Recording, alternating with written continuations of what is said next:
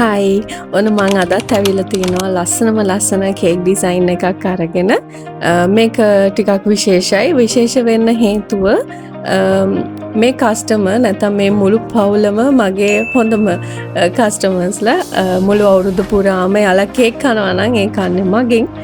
ඉතින් මට මේ ඕඩර් එක විශේෂයි. මේ ගෙදර තාත්තගේ 50th බර්ත්ඩේ සෙලිබ්‍රේෂන් එකට තමයි මේ කේක් එක හැදෙන්නේ. කිලෝ 1.5ක රිබන් කේක් තමයි යාලා ඉල්ලුවේ.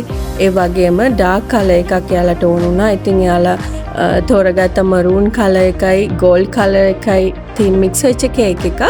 ඉතින් හරිම ලස්සන කලර් එකක්. හරිම සෙටප් එකත් එක්ක හරිම ලස්සනට මැච් වුණු කේක් එකක්. ඔයාලට ඉස්සරහට බලා ගන්න පුළුවන්. ඉතින් මම මේ 500 ට්‍රේස් 3කට බේක් කරගත්තු කේක් ලේයර්ස් 3 සෑන්ඩ්විච් කරගෙන මං සෙට් කරගෙන ඩබල් එකක් දාලා ඒ වගේම ක්‍රම් කෝට් කරගත්තා. මේ තියෙන මං හදාගත්තු මරූන් කලර් එක. මේ මරූන් කලර් එකට මම පාට කීපයක් දාලා තමයි මේ කලර් එක දාගත්තේ. රූබි රෙඩ්, බ්ලැක්, මරූන් වගේ කලර්ස් දෙක තුනක්ම මං මික්ස් කර බලලා පොඩ්ඩක් ඔයාලට මේ ඩාර්ක් කලර්ස් හදාගන්නකොට තියෙන ප්‍රශ්නයක් නේ එකපාර කලර් එක එන්නේ නැති එක. ඉතින් ඒකට ටිප් එකක් තමයි ඔයාට ඕන කලර් එක චුට්ටක් හදාගෙන පැය භාගයක්වත් වහලා ඒක බ්ලූම් වෙන්න ඉඩ දෙන්න. එතකොට තමයි මේ කලර් එක පොප් අප් වෙලා එන්නේ. ඉතින් ඒ වගේ බල ඔයාට පුළුවන් මේ ඩාර්ක් කලර්ස් හදාගන්න. මෙන්න මේ විදියට ෆයිනල් කෝටින් එකක් කරගත්තා. ඉතින් මේ 50th බර්ත්ඩේ ටොප් එක අපිට හම්බුනේ බ්ලැක් කලර් එකකින්. අපි ඒක ගෙදර ගෝල්ඩ් ස්ප්‍රේ කරලා ලස්සනට හදාගත්තා. මොකද එයාලගේ ටච් අප් එක ඔක්කොම ගෝල්ඩ් එක තිබුණ නිසා. ඒ වගේම 4B nozzle එකෙන් ඒ කලර් එකෙම පොඩි බෝඩර්ස් දෙකක් තමයි මේ කේක් එකට යන්නේ. ඒ වගේම දෙයක් කියන්න ඕනේ වීඩියෝස් වලට කමෙන්ට්ස් ඇවිල්ලා තිබුණා සම්පූර්ණ කේක් එක හදන වීඩියෝ එක නැහැනේ පැහැදිලි මදීනේ කියලා.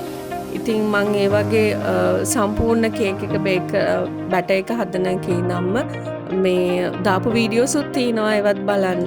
ඉතින් ඊළඟට එහෙම නොදාපු වීඩියෝ එකක් තියෙනවා නම් එහෙම කේක් අපහැදිලි කේක් තියෙනවා නම් මම බලාපොරොත්තු වෙනවා එකක් දෙකක් ඒ විදිහට සම්පූර්ණයෙන්ම එඩිටින් කරන්නේ නැතුව ඔයාලට ඒ විදිහට දාන්න. ඇත්තටම වෙලාව ගොඩාක් වීඩියෝ එක දිග වෙන නිසා තමයි එඩිට් කරලා ඕනෙම ටික විතරක් ඔයාලට ගේන්නේ.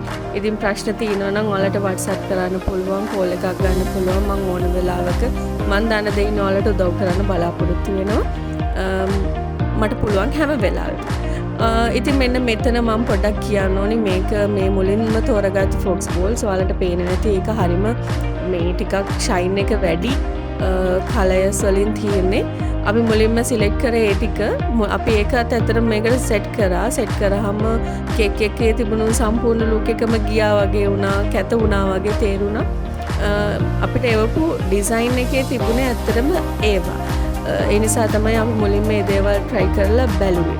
මේ තියෙන ඒවා ගොඩක් කේක් එකටත් වැඩිය ගොඩාක් ලොකුයි සහ හරිම මේ පෙනුමෙන් ගොඩක් ෂයින් එකත් වැඩි මොකද්ද වෙනසක් තිබුණා.